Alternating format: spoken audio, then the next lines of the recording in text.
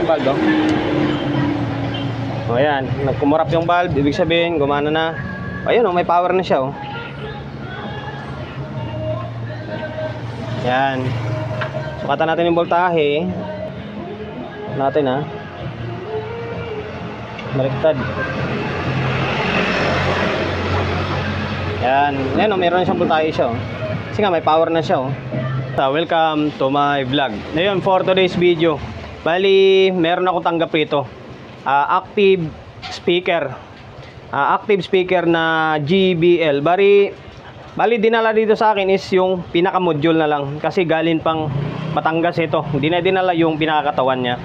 Ayan, baklas na kasi tinotrouble ko na, eh. Unang-una sa lahat, maraming salamat sa pagkakatiwala mo ng unit mo rito sa akin, Mega.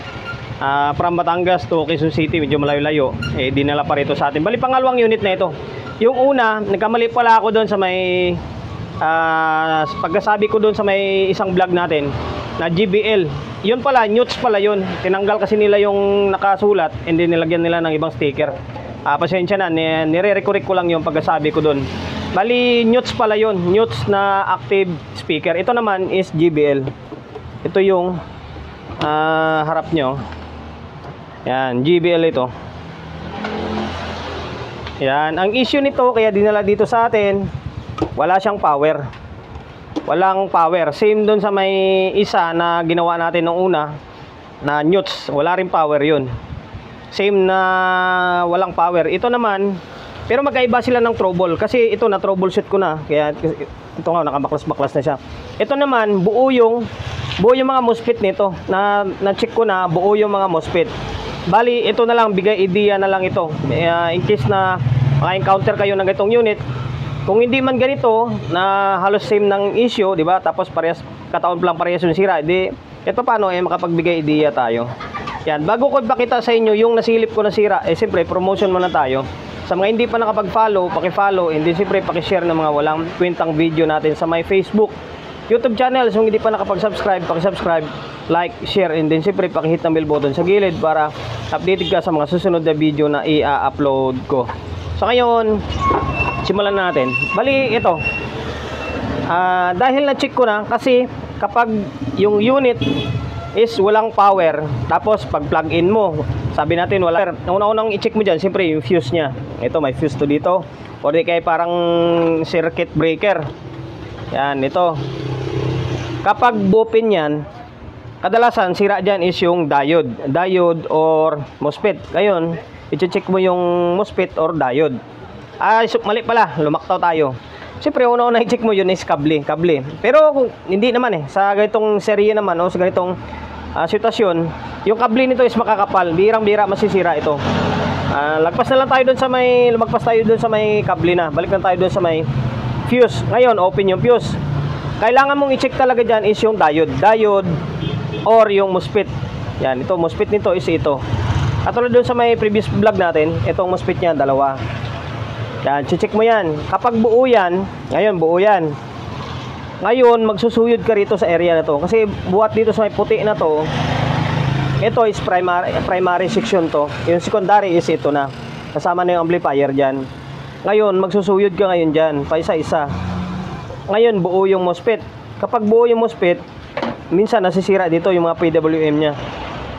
Yan, ito. Ang problema rito, binuhusan nila. Makasabihin nyo ako nagbuhos nito. Hindi, binuhusan nila. Sinicheck ko itong value rito or yung naka-indicate na value rito. Kaso, parang wala akong makita. Kasi nabura na. Ito, meron pa to. Kaso pag kinaskas mo yan, tanggalin mo yung pandikit, mabubura din. Yan, kailangan check mo yan. Pa isa-isa rito. Hanggang sa makita mo yung pinakasira. Kapag wala kang makitang malilit na parts, magduda ka na dito sa mga IC na to. Ngayon, ako, may nakita akong sira bukod dito. Kasi siyempre, paisa-isahin mo yan. Ito, check mo itong mga resistor na carbon na malalaki, buo. Check ko na yan, buo, diode, buo. Itong sinner. Ito, yung sinner na to. Yan. Merong isa. Yung ito is shorted ito. Ngayon, pakita ko sa inyo, Yan, mabilis ang vlog lang ito. para kahit papano may content tayo, and then nakapagbigay idea tayo kahit papano. Kasi sa mga ganitong unit, yung mga active nito, mahirap talaga siya i-trouble. Ito, naka-buzzer mode tayo. Naka-buzzer mode. Itong isa is good. Ito. Good ito. Itong isa is shorted. Ito. Yan, marinig nyo sa buzzer, di ba? Ano? Ito good. Ngayon baliktarin ko yung test prod para masabi talaga natin na shorted. Yan, to baliktad na yung test prod ha. Ito. Yan, short. Ito buo. Ngayon, para sigurado tayo na sira talaga yan, iangat natin. Angat ko yung kabilang paa niya. Dalawa sila, iangat ko yan ha, para may kumpara natin. So ngayon, stay tuned lang kayo. Iangat ko lang itong kabilang paa niya para ma-check natin kung talagang shorted siya. Hindi ko na tinanggal kasi meron akong customer na dumating yung kukuha sana ng unit. Tapos pasensya na kayo, medyo maingay dito sa may katabi natin kasi mayroong gumagawa. Ayan, pinalitan ko na ng diode dyan. Bali, kumuha tayo rito. Ito, active speaker to. Gawain ko rin ito kasi tatlo ito, tatlong unit ito. Ito naman, galing na sa ibang technician to, kaya gutay-gutay na yung katawan niya. Bali, kumuha muna tayo ng diode dyan. Yan, dyan. Inuwa, tapos nilagay siya natin dito. Yan. Ngayon, check natin. Wala nang shorted dyan. Wala nga. Sana gumana. Ito.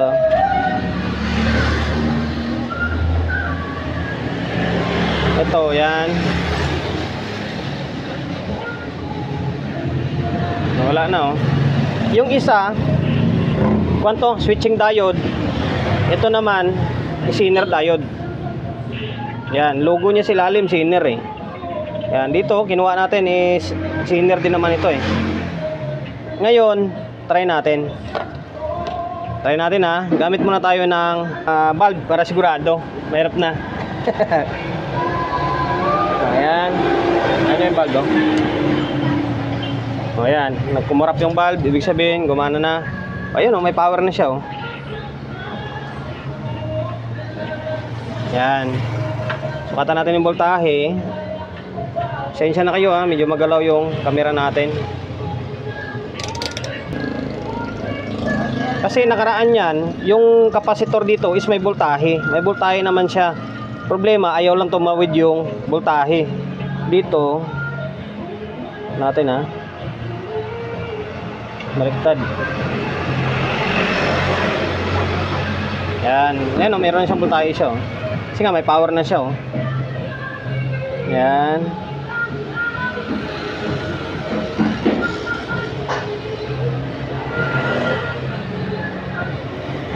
Meron na.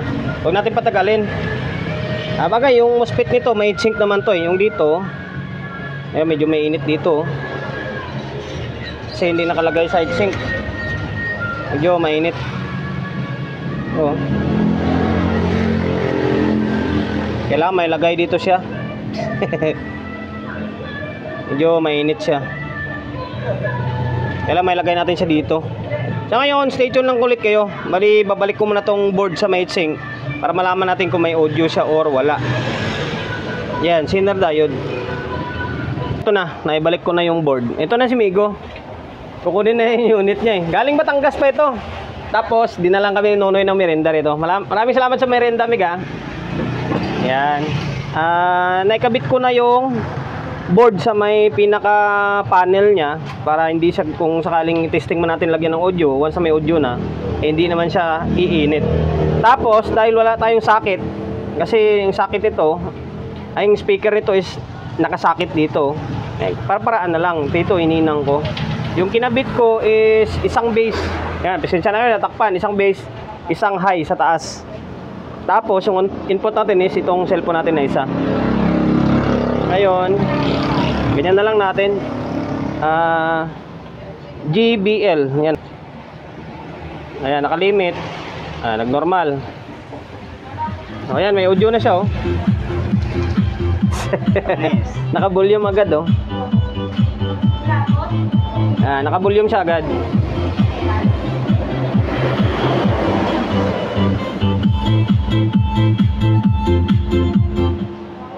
Ano to, Meg? Naka-line ari? Oo, sa line na rin. Oh, naka-line ari. Pero nung kinabit ko doon sa may sub, ay sub rin naman tunog niya. Yung tweeter lang daw, sabi ni Migo, medyo iba yung tunog niya kasi meron pang device na nakakabit doon sa may box niya. Parang kanyon, yung passive na module yun para lang sa high lang talaga. Okay na, at least may audio na siya, may power na rin.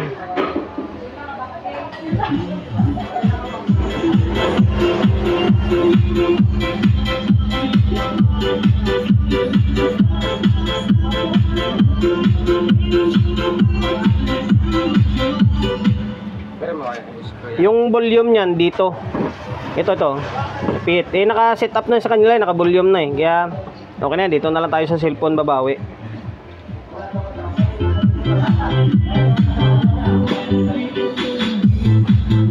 Ganda na tunog, no?